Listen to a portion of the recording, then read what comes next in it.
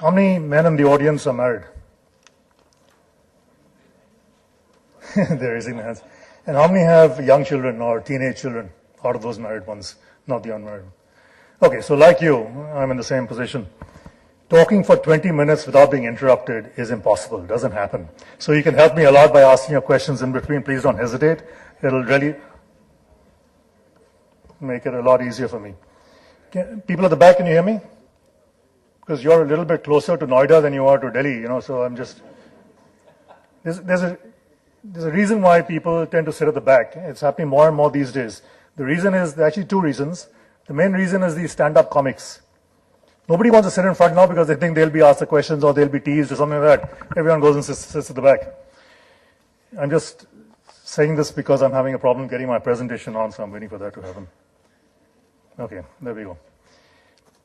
I just really just to see if the colors and all that are clear. Okay, so I've been asked to speak about complementing export marketing strengths with domestic market opportunities. I'm going to break this up into three parts. Actually, I changed a bit of the presentation while I was listening to the speakers earlier. There is stuff that you expect to hear, and there's stuff that you need to hear, and there's stuff that I want to tell you. The first one is very short because, what you expect to hear normally doesn't happen, not going to happen here either. Obviously, what you expect to hear is exactly what the topic says. How you can use your strengths to leverage these market opportunities that exist. I'm going to make a confession because I'm a consultant. People look up to me and think I know a lot of shit, but I'm going to make a confession. I got into the fashion business when a friend of mine said that, do you want to come here and help us start Lacoste in India? Long time ago, a very long time ago, as you can tell. I've been around a long time. So I said, look, I don't know anything about this business. I don't know anything about garment manufacturing particularly. Some other parts of fashion, okay, I know a little bit. So he said, no, these days garment manufacturing is very simple. It's all fully computerized. I'll show you another factory I've already got. It's all Japanese machines, state of the art. Everything is easy. So my confession is that I actually thought that you're going to feed in something at one end of a big box and you're going to have packed garments coming out at the other end and you don't have to do anything. This is true. This is what I thought. When I saw the factory, it was a very nice factory, airy, well lit, very neat, very clean, no dirt anywhere. And I said, but these are all sewing machines. My mom uses this. So he said, yeah, but these are computerized. They're from these great companies and everything is computerized. I said, look, to me, they're just sewing machines. So I thought it was a big con, and I was never convinced about, how this computerization of the apparel business really has worked. And therefore, you want me to tell you stuff about your business? I've got to be honest, I'm not the right guy. You've really, I maybe took a wrong turn when I came into something. For this kind of topic, not great. However, I will say a couple of things. All of you have factories, right? Most of you have factories, and most of you think that this is obviously one of your strengths, and this is why you should be in the business, whether domestic, export, whatever it is, because you've got this factory. I want you to think about, as we're going along, whether this is really a strength, whether it is just an asset which has very largely depreciated, or whether it is, in fact, a liability. And maybe the other liabilities are your knowledge about apparel manufacturing, because everyone says, I'm in the apparel business, so I can do a whole lot of stuff related to apparel. Actually, what you know is apparel manufacturing. It's not the fashion business. It's not the rest of the fashion business. You understand your buyers. It's a very different situation from what some of the domestic opportunities might be in the marketplace. So you've got to temper that. And I'm talking about the opportunities that most people really are keen to look at. If somebody has an old Ambassador car, you don't go to the Ferrari factory and tell the guys there that, look, I've got a car and I'm in Okhla and Greater Noida is very close and there's an F1 track. So can you tell me how to prepare my car so that I can use it in an F1 race? You don't do that.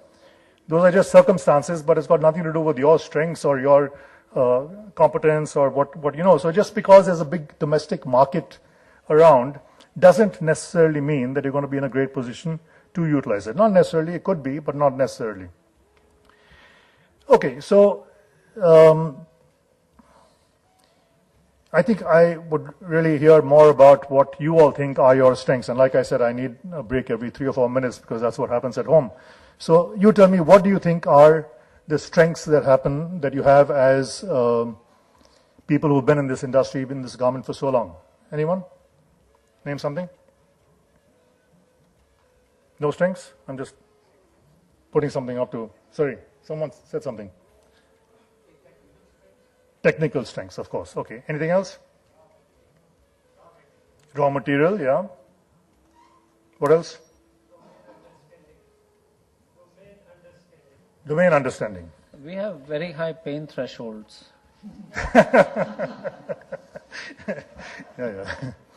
Yeah. Flexibility.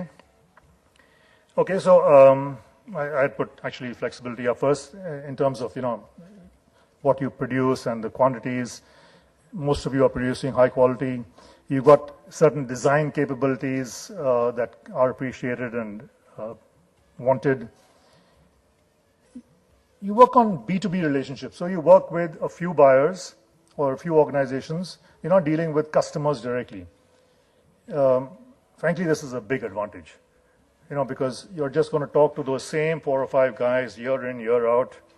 You build, hopefully, long-term relationships that don't keep on changing.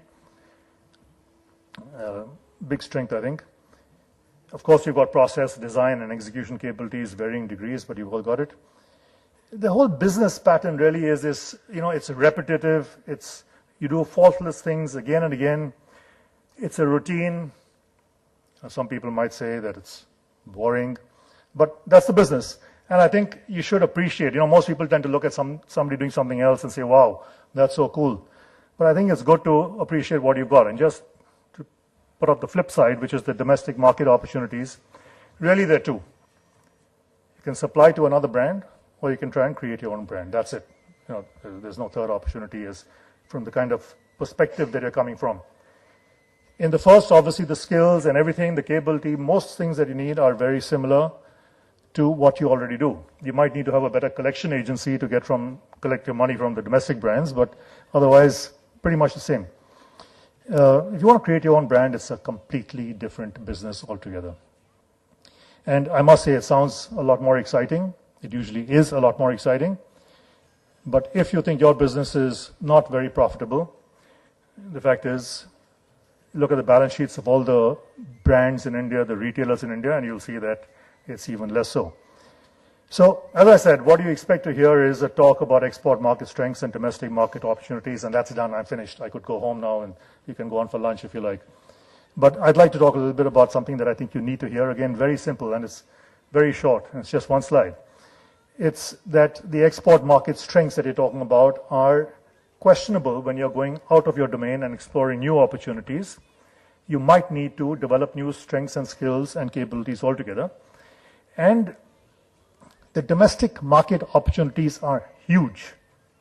With the population the size we've got, you don't need me to tell you that.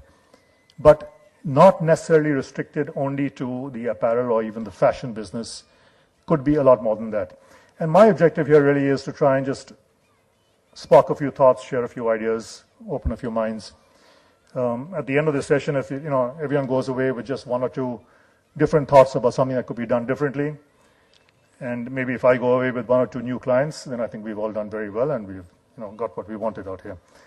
Okay, so what I want you to hear is that the world has changed. It's not a cliche. It really has changed, and I think you need to change your world. Whether you do something else completely or whether you look at doing the same things differently, I think this is essential. Anyone who doesn't do this really is in a time warp. So this whole topic of, I find the domestic market, there's no domestic market. There's just a market. It's a global market. If you talk to people here, there are people who travel abroad, there are people who've come from abroad. You talk about export markets, it's just, there's just one market. Huge opportunities. But all the strengths and everything else that we've talked about, I think none of that is important. I want to focus only on one word out of this whole topic, which is the opportunities. And that's really what I want you to hear about. As I said, the world has changed. What has changed in the world? The main thing that has changed is that customers have changed. People like you and me, we've changed in a big way, and our expectations and things that we want have changed. Driven by so many factors, most importantly driven by computers and internet. That is what has caused all the change. We don't realize that today we think differently than we did even 10 years ago. You ask somebody for their address now, the first thing they're going to tell you is, so-and-so gmail.com. Nobody is even talking about a physical address anymore because everyone is just tuned to sharing things that are related to computers and the internet. You look at the adoption of technology, computer technology in India, considering, out of 1.2 billion people, considering that there are some kids, considering that there are some people who are just too old to adopt technology, and considering that there are people who are too poor to even understand what a computer is, these adoption figures are really completely staggering. And it's not just adoption, but the fact is that everyone wants to be always on. So when I say always on, I mean really, I said there are two reasons why people want to sit at the back. One is the stand-up comedians. The other is they want to sit at the back and be always on, use their phones, and they don't want anyone to sort of see that they're doing something else completely. But this is a fact. Everyone wants to be linked up and online all the time. There were very few businesses where people had to be always on. It was maybe an air traffic controller had to be always on. He can't afford to goof off. He can't afford to go to sleep. Handful of people. But today, everyone wants to be wired in all the time. So when you're in an aircraft and the flight is taking off and they say, please switch off your phones, and everyone's busy sending messages, everyone's busy downloading something, last moment before the flight takes off, and oh God, I'll be cut off from the world. So while driving, people are driving and texting, people are driving and downloading stuff. Extremely dangerous. During meals in a family, it's impossible now to tell the kids to switch off the phone or leave it aside during mealtime. It doesn't happen. During excellent presentations like this one also, there are people who are on their phones. During sex, the last time I had sex with my wife, now this is admittedly some time ago, in the middle of it, suddenly she said, oh God, oh God, oh God. And I said, yes, honey, it was good for me also, but I haven't finished. And she said, no, you carry on. Jyoti's maid has left here. She sent me a picture on Facebook of the house. It's such a mess now. How is she going to manage? Hang on, I need to respond to her. She's very emotionally upset just now. So you learn to live with the reality that things are going to happen this way. My daughter, she's doing something and she suddenly says, oh my God, oh my God. Oh, she says OMG. She doesn't say oh my God, because who says oh my God anymore? And she has to be on because she has to see this Snapchat picture that her friend has sent of her little puppy dog before her friend's other 2,963 friends see it, because, I can't be the last. I have to respond immediately. Otherwise, I'm not a BFF. So this is it. And what is happening as a result of people like this? What is happening, people like all of us? What is happening in every single minute? These numbers are amazing. In every minute, you mentioned look for a YouTube video. Good luck. Because in every minute, there are 5 million YouTube videos being watched in a minute. 571 websites created in a minute. 4 lakh tweets are sent out every minute. 27 lakh Google searches, 2.7 million Google searches. And the clincher, 14 crore emails are sent in a minute. 14 crore. Most of them end up in the spam box of my computer, so it's these junk mails that keep coming along. And as a result of that, I think when I say we've changed, all our needs have changed, everything has changed. And I'm sure you're all familiar with this hierarchy of needs, Maslow's theory. We've got the security, we've got the shelter, we've got all that, but we are putting a lot more pressure on ourselves in terms of the self-actualization. Actually, what Maslow didn't know is there's a much greater need than all of this. It's need for, first time you go anywhere, you go to any place, what's your Wi-Fi password? First question. You don't say hi, you don't say anything. And it's amazing because everyone, everywhere is just wired all the time. There's this fabulous restaurant in Paris, and the chef, it's a Michelin star restaurant, and he was so proud of his food. And it was very successful. There used to be people waiting all the time, and he was brave enough to put up the sign, went out of business in a week. And of course, people are so shameless now because, you've heard of showrooming, that you go and see something you want to buy in a shop, and then you go online and buy it at 50% discount. So now they go to the shop and say, hey, what's your Wi-Fi password here? I want to order from here only, no? So what does this mean? This means basically that finally, for years, marketeers have been saying consumer is king, consumer is king, consumer is queen. Some people say it's all been rubbish. But finally, the consumer really is like royalty. It's happened. Doesn't mean they get good service. Not at all. Customer service really stinks in most parts of the world. But things have changed. And what I mean by royalty is that things that earlier 200 years back, only kings had information. Because they had a wazir to tell them stuff, or they had people to tell them stuff, and there was no other source of information other than wise men who came, and they didn't waste time telling everyone else. They only told the kings. And they were the only ones who had money, because whatever money you had, they took it all as taxes. They were the only ones who had anything. In the last 100 years, we've done away with royalty, with monarchy. So it's the big corporations have had this. The only ones who've had technology, the only ones who've had money, the only ones who've had information, the only ones who've had communication capability really have been the large corporations. Today, suddenly, everyone has it. Everyone can communicate. You send a tweet around, and if it's on a hot topic, thousands, millions of people see it. Technology has become so easy and so affordable. It's everywhere. Finance, if you want to start a business, so long as it's a computer-related business, these VCs are dying to come up and pour money. I don't get it. How can you keep pouring so much money into a business where they don't have a revenue model, a profit model? They have a revenue model, but no profit model. Strange, but it's happening.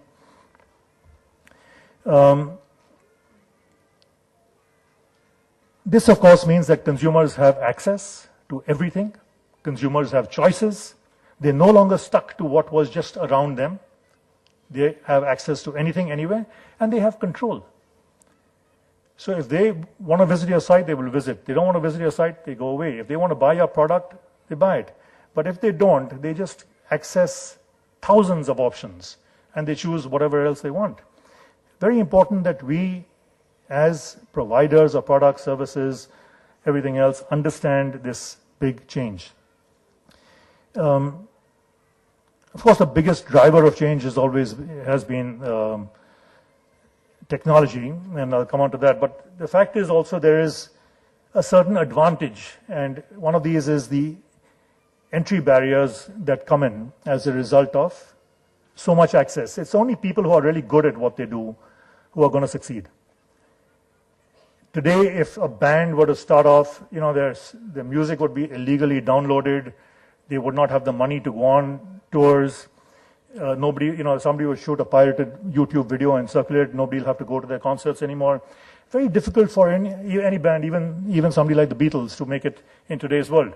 Which means that you've really got to be brilliant. You've really got to be outstanding to be able to stand out and succeed in that kind of a world. Now, when I say this is a world of opportunities, really the world of opportunity covers everything. Everything. Things that you do.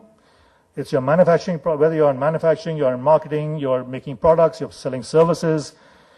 In the technology business, of course. Anything, even when you're dealing with customers. Huge, huge opportunities. Think outside what you're doing, and massive. The opportunities also extend to how you do it, which is probably more important than what you do. So, what is the quality band? It's not necessary to be the best quality, but what is the relevant and appropriate quality for you? There's massive opportunities there. There are opportunities in being small or in being big, depending on what you want to do, who you want to serve. Choose your niche. Relevance, cost, the speed at which you do things. depending on your strengths, depending on what you are networked for, depending on what your mindset is, you could really take advantage of a huge number of these things, including design, which is probably, again, a very big differentiator. But what has created all these opportunities is the advancements in technology. In many areas, we haven't yet advanced the way I would have thought we would have. But when you look back at technology, now this is the first digital camera. It was made in 1975 by somebody from Kodak, by just assembling parts and all of that. Any phone has got so many times the capability of this just on the camera alone. Forget about everything else that the phone can do. It's amazing. And talking about phones, they've got more computing power than this. Now, this is the first computer that I ever saw. I used to work at the company in Mahindra's in Bombay. And one day I was told that, okay, today is the big day. You're going to go and see the computer room. You know, it's like you're going to go into this sacred place. And wow. So outside, I was made to take off my shoes, and I almost had to matha teko and all that, and I was allowed to go inside this computer room. And it was exactly this. It was an IBM 1401. Massive place. This room, exactly pretty much like this layout. Outside this room, there were about 50 people sitting there punching cards. Most of you don't know what that is, but anyway, computers ran on these punched cards.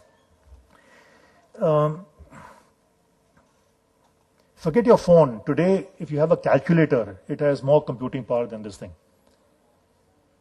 They stopped making this in the 70s, but of course, that's when they started supplying them to India and Pakistan. The first computer in Pakistan was an IBM 1401. As I said, in the late 70s or early 80s, I saw this computer in Mahindra's as a revered item. Cost would have been about $2,500 to rent for 1 month because nobody had the money to buy it. 1 month rental was $2,500, which today is about, I don't know, $25,000 per month. Obviously, we've come a very, very long way since then. The main thing that technology is doing is it's creating opportunities. Now, you all know what marginal cost is. So once you've invested in your factory, then your cost of each additional item, each additional shirt that you produce is the cost that goes in, the input cost to that one piece only. But technology is enabling zero marginal cost in many areas. When you think of distribution of communication, you think of news, you think of photographs, you think of music, it's all become zero marginal cost. People are making multiple copies and circulating them all over the world without paying anything and without paying anything to use them. The reason why newspapers will die in this country will not be because people stop reading newspapers, or in fact all over the world. It'll be because advertisers stop going there, because there's so many more advertising opportunities on these zero marginal cost mediums that people will want to take too. We've only really seen one internet, which is the internet of communication. You're going to see a lot more integration of different internets very soon, which will be information, communication, energy, supply chain, logistics. And what I mean when I say internet of these things, everywhere in our lives now we are seeing sensors. So whether it's an RFID sensor in a shop, or whether it's a digital camera that's keeping track of something that's happening somewhere, or whether it's a sensor in a traffic light which senses how much traffic there is and changes to green when it's required. This is what people are referring to as the Internet of Things. Today there are, I think I've got this, about 13 billion sensors all over the world. Another 6 years is going to go up over 3 times to 50 billion. But in the next 10 years after that, it's going to go up to 50, it's not a spelling, it's not a typo, it's 50 trillion sensors is the number this will go up to. And it'll change your lives completely, everything. Because everything is going to be sensed, measured, how many people there are in this room, whether the air conditioning should be more on this side or on that side. Everything is going to be controlled by these sensors. It's going to increase productivity, make things more affordable, more relevant. As I said, this is the Internet of Things. This is what is going to change lives. This is where all the jobs are going to go, because there's going to be so much big data generated. Of course, the computers will be analyzing the data, but somebody has to still take out that data from the computers and see what to do with it. One of the big changes that's going to affect your business for sure, and every business, is, again, in technology, 3D printing. All manufacturing today is about taking something and cutting it, removing it, shaping it, taking a big thing and making it smaller. So think of a carving, where you take a big chunk of stone and you keep carving out pieces of it, and you're left with something which you shape. Now, against that, 3D printing means it's additive. So you're just adding something that's going to come up and create the shape that you want. Think of how much more efficient it is. Think of how much more practical it is. And it's happening all around us. It's happening in the garment business already in some shape or form. These garments are made by 3D printing. Yeah, okay, maybe you don't want to wear these every day, but when it comes up on the catwalks, it's going to come soon. And these are just some of the people who are already doing great stuff in 3D printing in the fashion business. But of course, this manufacturing is just one part of it. What's really going to be earth-changing is when 3D printing comes to the home. And you choose what you want sitting at home. And you're feeling hungry? You want something to wear? What do you want to do? You want to read a book? What do you want to do? You just print it out and do it. Not very far away, not very far away. The first step will be when they have, like they used to have these fax centers and the STD booths. So you don't have STD at home, you go and make a call. They had internet cafes. So the first center will be these 3D printing cafes, which will be nearby in localities, and everyone will go there and do it. But, like HP printers now, everyone's got a desk chair at home or a few. The same thing's going to happen sooner or later. And where this will lead us, God only knows. So the Internet of Things, your nature is going to really face challenges. Will it improve our lives or not? I don't know. Will it change our lives? For sure. Sometimes it may be nice to be with somebody who doesn't say, honey, I've got a headache, not tonight. On the other hand, this is enough to give you a headache, so you say, oh, not tonight. On the same lines, don't believe what your girlfriends tell you. So there's a lot of opportunity sometimes in scale. And we talked about, I think that was, Venki said something about creating clusters, collaborations. I think you can extend this much bigger. For the longest time, I've been talking to Mr. Kochar and saying, this cluster of OGTC, if everyone were to come together and create a massive organization, think of where it can go. Think of what it can do. Working together much closer than it is, there's no limit. Okay, so how do you tap into the various opportunities? And everyone says, okay, the opportunity lies in creativity. Everyone, you be creative. And yes, there are many opportunities in creativity. And sometimes it's just about pushing an old idea in a creative way. But this creativity goes beyond just communication. Okay, so products. I'm not taking examples from your industry because obviously you know much more about it, but simple products that are very creative, very relevant. Think of things always that will serve a customer need. And every time you've been to a cocktail party, you're grabbing the food with one hand, the drink with the other hand, you're trying to grab the hostess. You can't do all three. So this way you leave one hand free for the hostess. It's very nice. So everyone is, there's so many of these cooking shows on TV. Everyone's trying to cook now. But I have no idea how to do it because, they say, one thing will say so many pounds, one will say so many grams, one will say so many this. What if you had a cutting board which also kept weighing stuff and sensed what it is that you're doing and helped you do it, connected to a screen? Fabulous concept. This is just a flat wire, a socket with a flat wire. In most places, you'll see these wires running all around. You keep tripping over them. Why can't they just be completely flat? Simple thing. I thought this is such a brilliant idea. You just use all your resources more creatively and you reduce wastage, everything else. So, the ideas, the opportunities are all around us. Look at it differently, look at it in a way that nobody else has, and you struck gold there. So I like to use these quotations by very famous world leaders. Albert Szent-Györgyi is a Nobel Prize winner. He's a doctor, he's a Nobel Prize winner. He is credited with discovering vitamin C, and he said creativity lies in seeing what everyone else sees, but doing something different with it. And of course, Albert Einstein also is a Nobel Prize winner.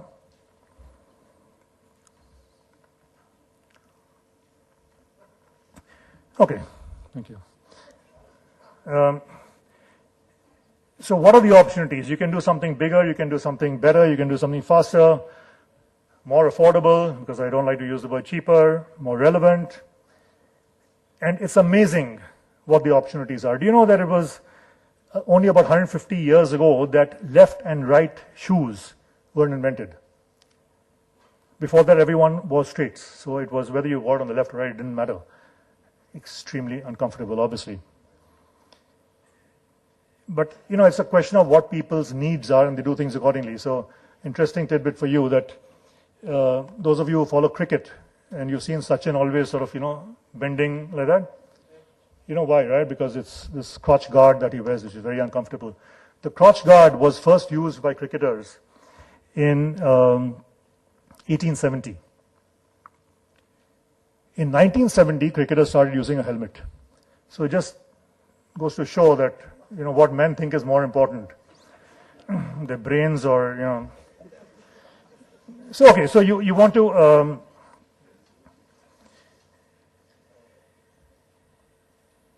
as I said, bigger, better, faster is good, but much bigger, much better, much faster is even better. And you can do things by standing out and being remembered and being noticed, and that's good. But sometimes if you really want it to endure, you have to be outstanding. Standing out is relatively easy, though very few people do it. I'm just taking some examples of communication and advertising. Each one of them is brilliant, and they will certainly get noticed. So this is, in case the graphics aren't very clear, this is the toothbrush company with a very practical application. This is a company called Bic, which in Europe is very big, like Gillette, shaving gear. Somebody actually goes and cuts the grass there and makes sure that, you know, it looks like the blade has done it. This is an actual FedEx van. FedEx and DHL are the big competitors worldwide. FedEx logo is always first. So they make the rear of the van look like it's a DHL van and always first. And then you've got the toy company, Hot Wheels. And this is on an actual flyover in Germany. Make your chocolates look even more appealing. Very good one by Nike, encouraging people to run and not sit. You know, everyone's done these. And honestly, when you think that how rare it is to see really good advertising or communication or ideas that stand out from the crowd, you see that the opportunities really are huge. This is one of my personal favorites. It's a Weight Watchers office. There's an entrance and an exit door.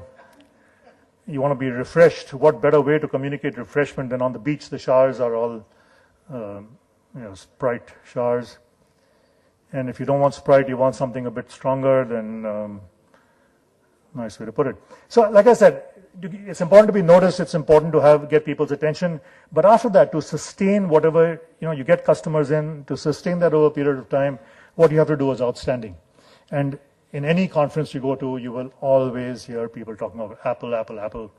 I've been an Apple fan for years, but sometimes even to me it gets jarring that unfortunately I'm going to also be talking about that. These are some of just a handful of brands that I think are brilliantly outstanding. But I'm not going to talk about Zara because you all know more about that than me. Very interesting concept called Airbnb. Anyone tried it? Yeah? Okay, so these two guys who couldn't afford to rent a place or couldn't find a place to stay. So they said, we would stay anywhere. Even if we put 2 mattresses on the floor, we would be happy to sleep there. Nobody gave them that place. So they had this idea of starting this company called Air Bed and Breakfast, where they got in touch with people who owned these extra rooms and were willing to rent out mattresses on the floor and later beds and later on so on and so forth. They started in 2007. Many years later, they hadn't, they were doing minimal sales, just not getting anywhere. Somehow they got lucky. They just went on persisting, improved the idea as they went along, persisted, kept pushing it. Today, it's a $10 billion company, hugely successful. If you ever want to go and stay in a place which is completely unaffordable, like Europe or so many other places, please do check out Airbnb. They give you fabulous options, not only mattresses on the floor anymore. The other one, which probably all of you have been through, but maybe not noticed all these things, is Changi Airport, Singapore. Every airport likes to think of itself as a place to relax between flights, and they have greenery, but nobody has greenery like Changi Airport does. And I'm not just talking about these plants and everything else there. They have a wall that grows vines, flowers, creepers, everything else. This is a massive wall called the Green Wall, which goes all along one huge section of the airport. They have this fully enclosed butterfly garden or butterfly area with, of course, thousands of butterflies. They've got a 20-foot waterfall inside this place. Anyone can go in there, relax. Really, when you're a harassed traveler, there's no better place to be than this. They've got a rooftop garden. If you just spend a limited amount of money, I think some $10 or something, anywhere in the airport, you can go and use this rooftop swimming pool and garden. Kids don't want to go to the rooftop swimming pool. Okay, they can. There's this fabulous slide. It's 4 stories, 40 feet or something like that must be, where kids can enjoy themselves, and even adults can too if they want to risk it. They've got 2 movie theaters where they're showing free movies all day long. So you've got 3 hours to kill between flights. That's the place to do it. So what happens? Customers want to go there. More customers want to go there. More airlines make that their base. Changi Airport keeps doing better and better and better. It's a series of small things, each of them aimed at being outstanding in what they do. Every airport has chairs to sit in, but none as comfortable as Changi Airport. Every airport has charging stations. But you know what? You put your thing in there to charge, and then you're routed. You can't leave that place because somebody will take your phone. But in Changi, you just put it in there, lock it, take the key with you, come back whenever you want, it's charged, walk away. Such a simple thing. Indian airports, of course, you want to go to a toilet, there's no place because all the attendants and the cleaners, and there's so many of them there, there's no place for anyone to go and use the toilet. You won't find all that in Singapore, obviously, because they don't have so many people. But you find this very simple guide. And again, if you can't read it, it says that first, please tell us, please rate our toilet. If you give an average, poor, or very poor rating, then the screen comes up, please tell us why you think it's average or poor. And was there no toilet paper? Was the place smelly? Was the lighting poor? Was the air conditioning poor? And try it next time you're there, because within minutes, somebody will come and fix the problem. So there's somebody standing by at one place, they get a message on the sensor that this is a problem in this particular toilet, they're there to fix it. You don't need thousands of people. Excuse me. Hi, Jayant. Design, right? Yeah. Okay, so we're going to move a little bit faster, and this is, like I said, the Apple part. Fabulous opportunities in design. And when I say design, I don't mean looks. Apple is not about looks. It's about function. You look at the theory, the principle of Apple design, you look at the principle of Google design, it's so lovely and simple. And then you look at everyone else in the world and how they do things. And this is kind of, the feeling that you get. It's just crowded and messy, and you don't want to be part of this. This is a series of lithographs done by Pablo Picasso, just to show that you can communicate ideas very simply. And he used to do a lot of what you see on your right, which is the simplest expression of an idea. And Apple used this in their Apple University to teach everyone, whether you're in sales, marketing, technology, whatever.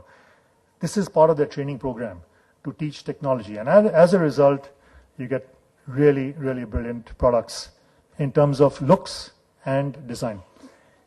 Frankly, everyone talks about the phone and the iPad. I think the most beautiful Apple product is this mouse, the wireless mouse.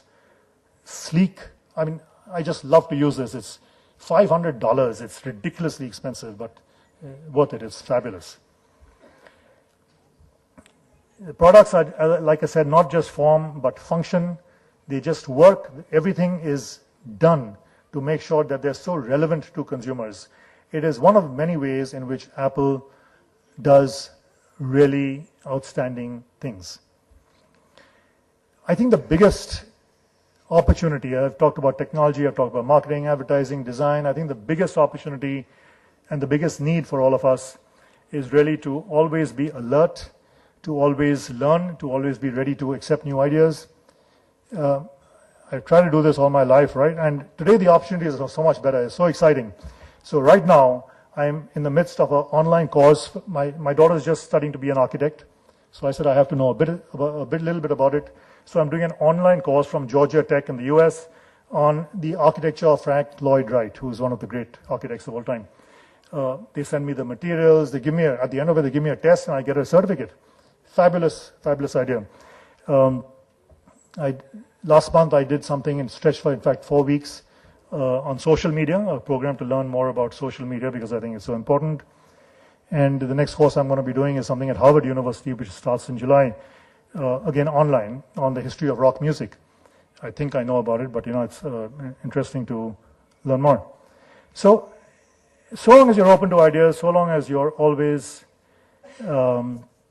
thinking, improving, learning, I think opportunity is everywhere. If I can take another couple of minutes, Mandeep. Okay, so I want to just share a little story with you about opportunity is everywhere. It'll also explain to you that name, that peculiar name of my company. So many years back, this young Punjabi boy goes to the US and he's never worked, he's never done anything, but he's heard these stories about these huge stores, these huge department stores and hypermarkets.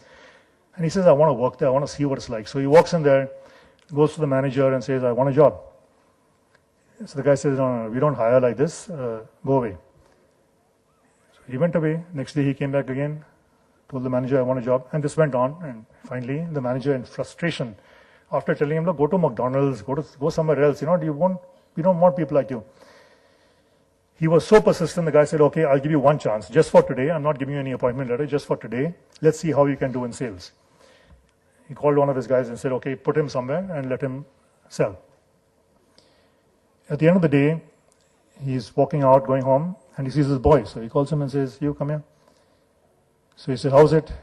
Very good, sir, very good. So he said, oh, really? You enjoyed it? Did you sell anything? He said, yes, sir. I did one sale. I said, one sale? Normally people here do an average of 23 sales a day. We can't survive if you only do one sale.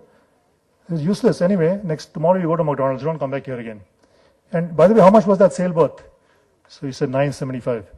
And $9.75, the average bill here is $23. You did one sale of $9.75. No, sir, not $9.75.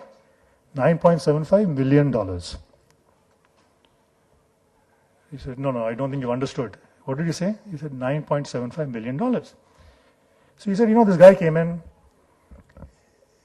He started with a fishing hook. Then I told him that the fishing hook that you are thinking of buying, we got much better ones. Please go in for this one. Then I sold him a fishing line. Then I sold him a fishing rod. Those new fiberglass ones that have come, expensive ones, I sold him that. Then I said, if you're going fishing, you must have the right clothes. So I took him to the apparel section, bought him a whole set of fishing clothes. Then I took him to the footwear section, bought him shoes, then a fishing cap. When he had done all this, he was ready to go. So I said, no, hang on. Where are you going to go fishing? So he mentioned this is a pond near his house. I said, look, you should go to this other place. The fishing there is supposed to be very good. So he said, oh, really? Okay. He said, but the only problem is there, the fishing is all in the middle of the lake and it's a huge lake. You'll need a boat to go there. So I took him to the other section and sold him a boat. Then I told him, if you got this boat, how will you take it? So I took him to the automotive section, sent him a trailer to put the boat on and carry it there. Then I said, if you're going to go there, you'll want to spend a lot of time there. So I took him to the real estate section and sold him a house, a villa in that area. And, one thing and another, and, that's what it added up. This guy was amazed. He said, I've never come across anything like this. This is fabulous. This customer came to you for one fishing hook and you sold him $9.75 million. No, sir, he didn't want a fishing hook. He came to me for sanitary napkins. So I told him, sir, your weekend is ruined anyway. You might as well go fishing. Thank you very much.